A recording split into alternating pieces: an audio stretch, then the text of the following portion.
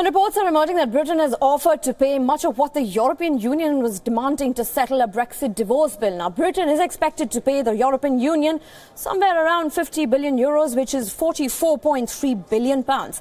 Now, the European Union had made it clear that UK needs to settle its accounts before it leaves, and financial commitments need to be fulfilled as part of an overall withdrawal agreement. UK needs to deal with issues like pensions for EU staff and how it will contribute to it in the coming years. EU is worried about the building projects that are supposed to be funded by all EU members, including the UK, but which will only begin when the constructions, in fact, the EU says the constructions will begin once UK leaves the bloc. But pressure is mounting on Theresa May's government to make progress on Brexit talks before a crunch summit, which is due to be held in mid-September this year. And when EU leaders are likely to take key decisions on the progress which is being made on the issues of Irish border and citizens' rights, which is important for European Union. And joining me live on the programme is our London Bureau Chief, Mandy Clark. Good evening, Mandy.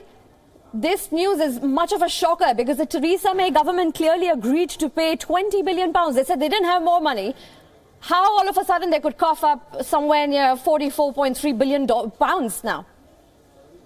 I think, the really push factor was no negotiation on the terms of trade was going to happen until they agreed on that so-called divorce bill. What's more telling is a lot of the so-called Brexiteers, those are the nickname given to the MPs that were pro-Brexit, like the Foreign Secretary Boris Johnson, the Education Secretary Michael Gove. They haven't condemned this big bumper in the divorce bill that they're planning to play. We don't have the final amount, and that's because it's unclear exactly how much Britain is going to pay. We know roughly 40 to 50 billion pounds, but ultimately, as you point out, there is they're going to have to pay into pensions. There are European bureaucrats that might be only 20 years old now. So if they retire in 40 years' time, Britain will be still paying their responsibilities for that pension. So this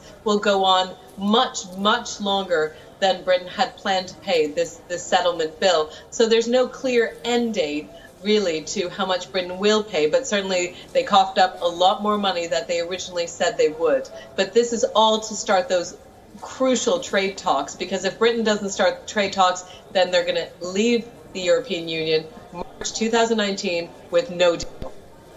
Absolutely, and that is what the concerns of even the Leave and the Remain campaign had earlier. But Mandy, it's important to point out, it was difficult for this government to cough up, such a huge amount to pay to taxes to the EU.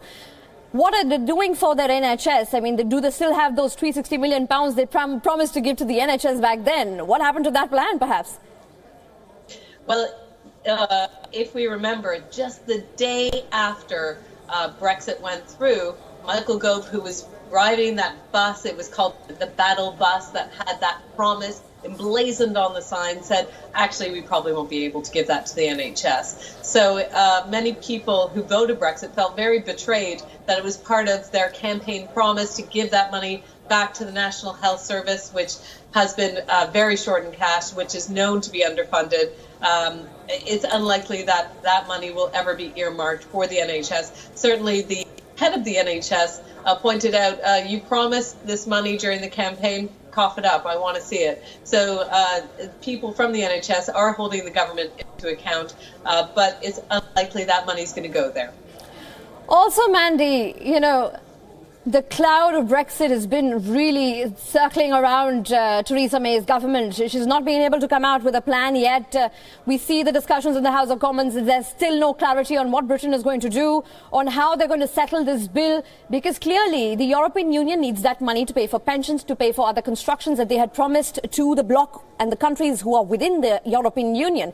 How difficult will it get for Theresa May before the summit, which is due in mid-December, to be able to fulfill all the promises that EU is asking? How will she be able to negotiate in a way that it satisfies both Britain as well as EU? Or do you think it's going to be relatively very difficult for her to be in that position? I don't envy anyone who's dealing with the complexity of Brexit negotiations. I think it will be a win for Theresa May, and a very small win if she can force those trade talks to happen. That is essentially essential. If the Brexit negotiators, those EU negotiators, really refuse this latest amount and they don't agree to the terms of the divorce bill, then Theresa May's government will be in crisis. They need to start those trade talks. So the finer issues, of course, of the Irish border, that must be resolved, as well as the rights for the EU workers that are currently living in Britain. These are also red lines that must be dealt with and discussed. But really, if they can at least agree on that divorce bill, and it looks like that's gone ahead, that will push through trade talks. And for Theresa May, for the public, that will seem like a win. Well, we hope it seems like a win for both sides. Thank you, Manny Clark, joining us from London, our bureau chief there.